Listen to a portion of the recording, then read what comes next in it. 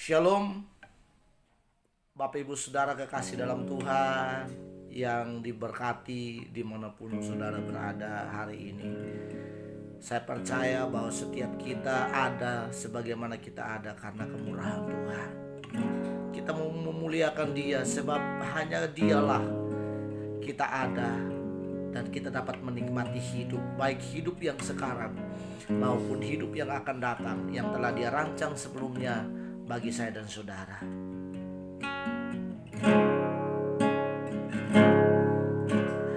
Ya Yesus telah mati bagiku, Dia Tuhan selamatkan jiwaku. Bagi Dia sembahku tak dapat ku balas kasih-Nya. Dia angkatku jadi anak-Nya, damai di dalam jiwaku. Bagi Dia pujianku, hanya Dia segalanya bagiku.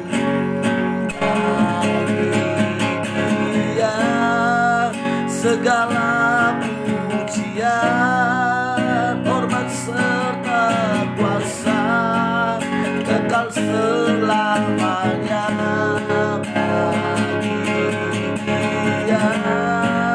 Segala pujian, hormat serta syukur selama-lamanya bagi Yesus. Segala pujian, hormat serta syukur kekal selamanya bagi Yesus. Segala pujian, hormat serta syukur selama-lamanya.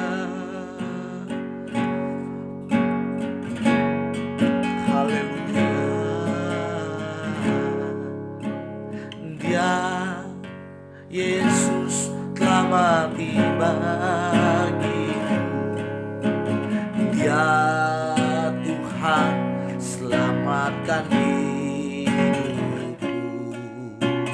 Bagi Dia sembahku, dapat ku balas kasih-Nya. Dia angkatku jadi anak-Nya, beri damai di dalam jiwaku. Bagi Dia pujianku, hanya Dialah segalanya bagiku. Bagi Dia segala pujian, hormat serta syukur kekal selamanya bagi Dia. Segala pujian, hormat serta syukur selama-lamanya. Selama-lamanya, selama-lamanya.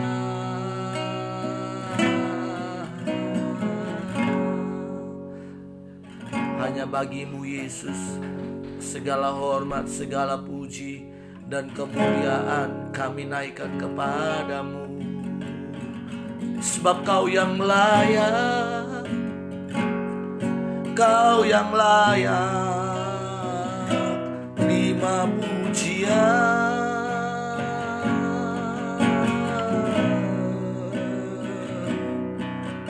Haleluya.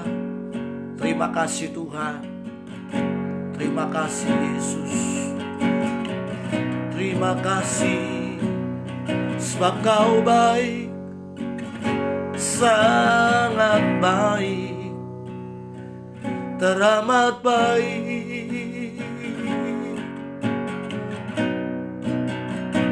teramat baik Yesus.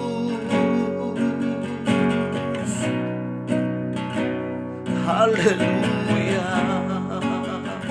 Terima kasih Bapa, semua karena kemurahan-Mu, semua karena kebaikan-Mu, kami ada sebagaimana kami ada sampai hari ini. Terima kasih Tuhan. Kami bersyukur buat lawatan Tuhan. Kami bersyukur buat kasih dan setia-Mu yang tak berkesudahan di dalam setiap hidup kami Bapa. Terima kasih Tuhan. Terima kasih Yesus. Haleluya, haleluya. Terima kasih Tuhan. Terima kasih.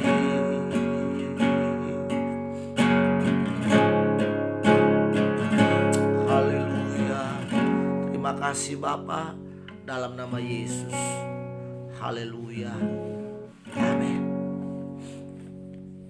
Sebuah pujian lama yang sangat luar biasa, kata-katanya penuh dengan makna yang sangat-sangat luar biasa, karena pujian itu mengungkapkan bahwa ada satu pribadi, dia telah mati bagi saya dan saudara. Sebab dia hidup, ada hari esok. Sebab dia hidup, ada hari esok. Sebab dia hidup, ku tak gentar, karena ku tahu dia pegang hari esok. Hidup jadi berarti sebab Yesus hidup.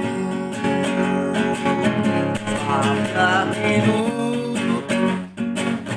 ada hari esok. Sebab dia hidup, ku tak gentar, karena ku tahu dia pegang hari esok. Hidup jadi berarti sebab Yesus hidup. Hidup jadi berarti sebab Yesus hidup. Hidup jadi berarti sebab Yesus hidup.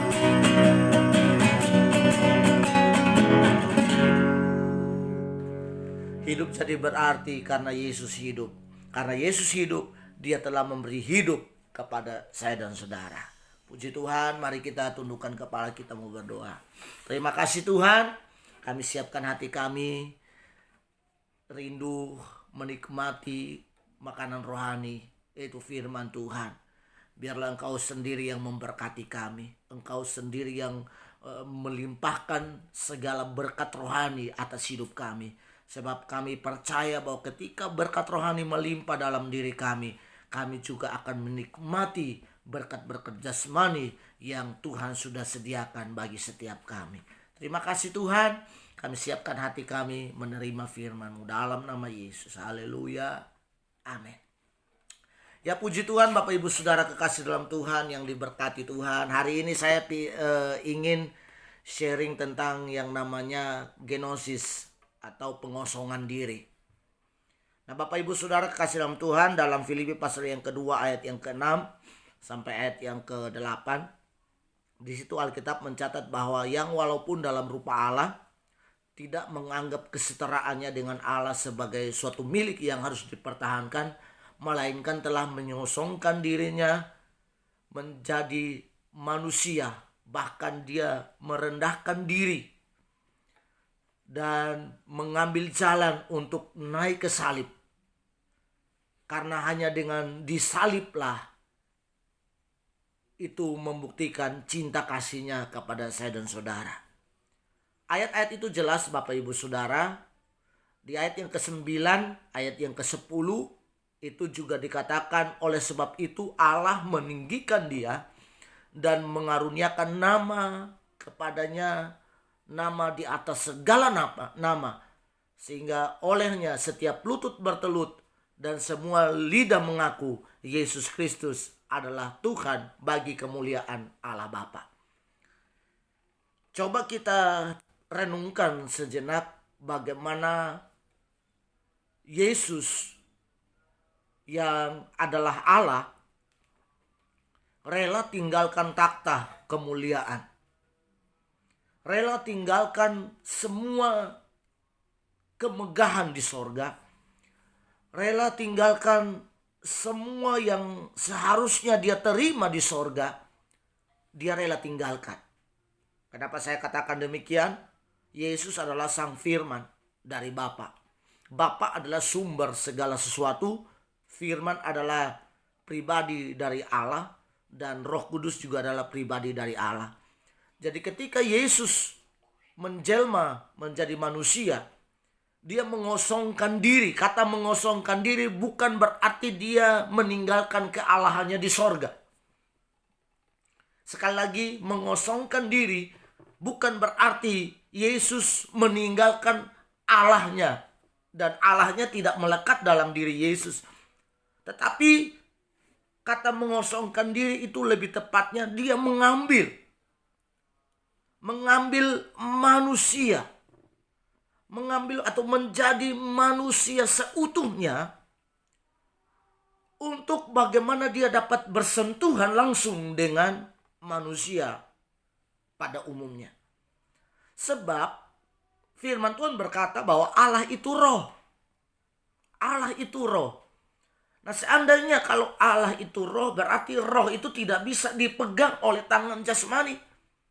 Roh itu tidak bisa disentuh secara jasmani oleh manusia.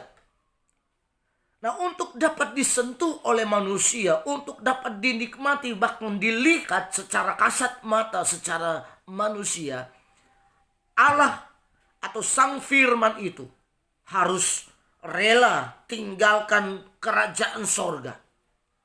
Mengambil rupa hamba atau mengosongkan diri. Memilih untuk menjadi manusia seutuhnya. Supaya dengan demikian dia dapat mendekati manusia berdosa.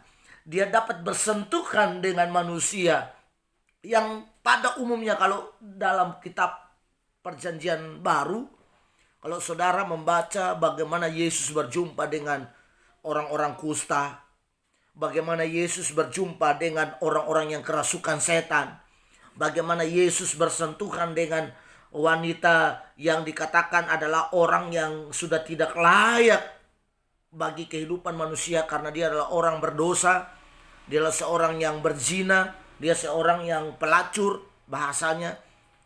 Tetapi Yesus bisa bersentuhan kalau seandainya dia adalah Allah, roh. Allah itu adalah kudus.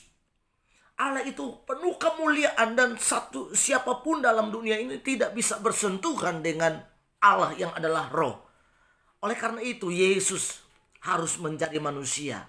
Kata mengosongkan diri sekali lagi bukan berarti dia meninggalkan kealahannya. Tetapi Yesus tetap menjadi Allah 100%.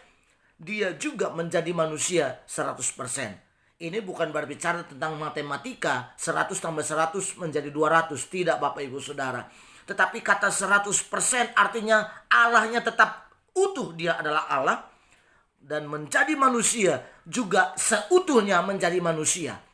Hanya yang membedakan kemanusiaan Yesus dengan kemanusiaan kita pada umumnya. Yesus tidak berdosa. Karena apa? Dia lahir bukan oleh keinginan seorang laki-laki Yesus lahir. Tetapi dia dikandung oleh Roh Kudus. Atau dia berasal dari Allah. Jadi Bapak Ibu Saudara, bersyukurlah bahwa pengosongan diri atau genosisnya Allah dalam pribadi Yesus. Sekali lagi bukan dia meninggalkan kealahannya.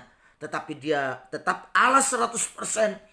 dia manusia 100% atau manusia seutuhnya. Untuk apa? Tujuannya hanya untuk menyelamatkan. Tujuannya untuk memberi damai sejahtera. Tujuannya untuk apa? Dapat bersentuhan secara langsung dengan manusia. Karena kalau dia roh, tetap roh, dia tidak bisa bersentuhan dengan manusia. Manusia hanya merasakan aura. Istilahnya mungkin ketika dia hadir, manusia hanya merasakan bagaimana merinding badannya. Bagaimana manusia hanya istilahnya melihat sinar. Tetapi ketika dia ada dalam dunia, manusia bisa bersentuhan. Bahkan ada seorang wanita yang 12 tahun lamanya pendarahan. Dia katakan, asal saja ku jamah ujung jubah Yesus, aku akan sembuh. Dan ketika wanita ini bersentuhan dengan Yesus, dia merangkak dan dia mulai bertindak. Dia berupaya untuk apa? Bersentuhan dengan Yesus. Seketika itu juga wanita itu mengalami mujizat. Saudara, hari-hari ini mungkin saudara dalam keadaan menderita. Penderitaan apa saja yang saudara hadapi, ingat Yesus telah rela menjadi manusia. Manusianya Yesus adalah manusia yang sempurna. Darahnya lah yang mampu menyucikan kita. Darahnya lah yang mampu menebus dosa kita.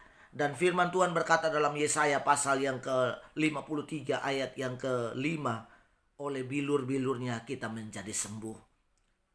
Saya pernah sampaikan bahwa menyembuhkan kita bukan hanya dari penyakit secara jasmani, tetapi dia menyembuhkan kita dari segala intimidasi. Dia menyembuhkan kita terutama dari dosa yang mengikat hidup saya dan saudara. Ingat, Yesus telah selesai.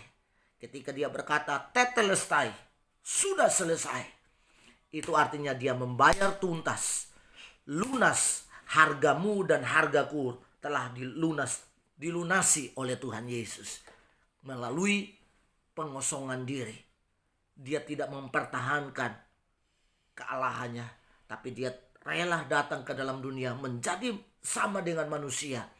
Dia pernah merasakan lapar, dia pernah merasakan kedinginan, dia pernah merasakan haus, dia pernah merasakan ditinggalkan, dia pernah merasakan dikhianati, dia pernah merasakan dikecewakan, dia pernah merasakan ditinggalkan.